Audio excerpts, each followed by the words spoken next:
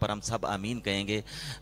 دعا کا ماحول اور کیفیت بنانے کے لیے ایک بار سورہ فاتحہ اور 3 بار سورہ اخلاص کی تلاوت فرمائیں، اور پھر قبلہ حضرت صاحب کی دعا پر ہم آمین کہنے کی سعادت حاصل کریں گے۔ الحمدللہ رب العالمین والصلاة والسلام علی اشرف الانبیاء والمرسلین وعلی آلہ واصحابہ اجمعین۔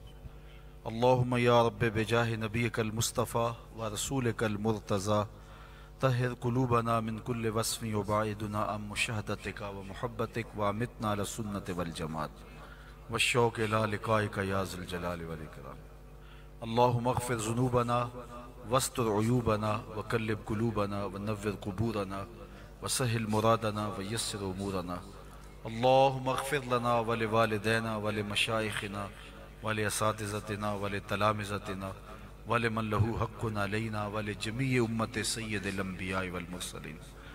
اے اللہ، آج کی اس بابرکت محفل نور کا ایک ایک لمحہ قبول فرما۔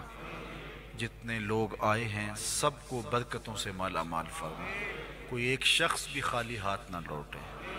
اے اللہ، ان کے گھروں میں واپس پلٹنے سے پہلے پہلے اس اجتماع کی برکتیں ان کے گھروں تک پہنچا دیں۔